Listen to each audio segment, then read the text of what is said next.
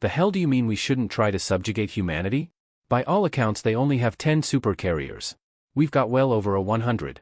I don't see any possibility under Toller's twin sons of humans presenting little more than their sword in surrender if push comes to shove.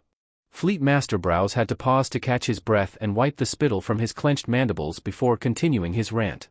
How dare you present such nonsense before the Empress? How dare you mock our fleet's ability? How low do you think of us that we apparently couldn't even silence with the words of the Empress hanging in the air? Browse stopped his ramblings immediately, bowing his head in reverence as he let out one final indignant huff of anger. As you wish, Your Majesty. The Empress rose from her throne and walked toward the holographic display of the galaxy before her. In her 1,000 years of exalted tenure, she oversaw the conquest of hundreds of species. Thousands of stars had risen to meet her empire's might and fallen all the same. If one of her most trusted advisors for over 100 of those 1,000 years said something was a risk, it was worth hearing him out at the very least. Please continue, Scoutmaster General. Scoutmaster Oler clicked his mandibles and lowered his head with respect to the Empress before speaking. I continue to stand by the claim that the humans only have 10 supercarriers. I continue to ascertain that our 167 supercarriers are insufficient in dealing with that threat. Fleet Master Browse was going red in anger, but one glance from the Empress was enough to subdue his rage into nothing but a particularly forced residential shifting of his mandibles. For the time being, he'd let Oler speak, but the Scoutmaster was unsure for just how long this could last. To elaborate on this, I'd like to go over what exactly is classified as a supercarrier. As I'm sure both of you know, a supercarrier is any vessel purpose-built to transport a complement of over 100 fighters to the battlefield. With a wave of his hand, the holographic display of the universe changed to a System Cracker-class supercarrier, the backbone of the Imperial fleet and the bane of untold numbers of species throughout the years. With its mere presence in a system, rebellions and rivals alike lay down their arms in submission. 700 m long, meter-thick stellar steel plating, for antimatter fusion reactors, a complement of 150 Janus-class strike fighters, 20 Hulk or bulk transports, and absolute bristling with point defense armament alongside a dozen Class 3 railguns, it is the most feared and capable vessel in all of known space. Or at least it was. The holographic display once more shifted, now to a ship of a blatantly alien design. Instead of the sleek, gradual curves of any proper Imperial vessel, this ship was jagged, blocky, rough around the edges. Weapon mounts were clearly visible all across its surface, sensors, antennas, and lights erupted from the surface in great spires in a cluttered but clearly highly functional manner. This ship wasn't pretty, but based on the massive blast doors and impressive armament, it was clear to both the Empress and Fleet Master Browse that this was an incredibly capable craft. This is the UHG Cairo. 550 m long, meter-thick plating of similar strength to stellar steel if not exceeding it slightly.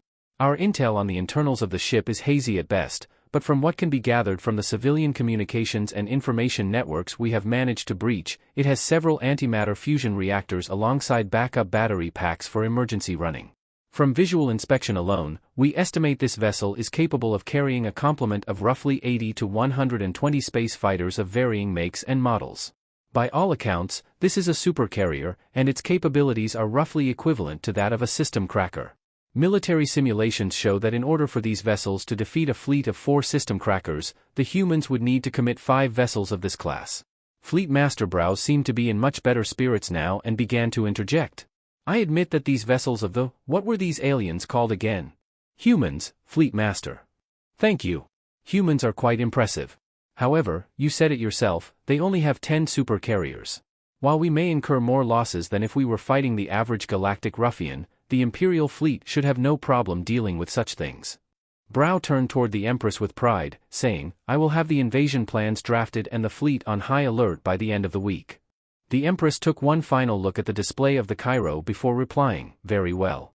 These humans admittedly seem quite industrious. They shall make a fine addition to our empire. Thank you for your concern, Scoutmaster. This intelligence has been invaluable to our decision today. If that's all? Oler clicked his mandibles loudly and let out a huff. That is not all. The Empress was shocked at the Scoutmaster's open display of disrespect. Her royal guard visibly tightened their grip on their blasters, and Fleet Master Browse roared in anger.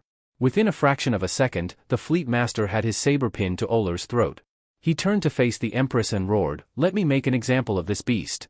When the Empress glared into Oler's eyes to see if he'd beg for mercy, she was shocked to see not remorse but fear. Not fear of her or of the nearly rabid Fleet Master brows or even of the saber pin to his vital arteries, but pure, unadulterated terror stemming from the holographic display behind her. When she turned to look at whatever had caused Oler such great fear, she simply became confused. What am I looking at? Oler, with the saber still firmly pressed against his throat, let out a somewhat stifled reply. You are watching a video capture from the human home system. From what we can gather, this is humanity's home fleet. Hundreds of tiny pinpricks of light danced across the projection, but upon closer inspection, it was obvious the dots were anything but tiny. Each dot you see is a vessel of similar size to the Cairo. There are thousands of smaller ships present, but they are too small to see from this distance.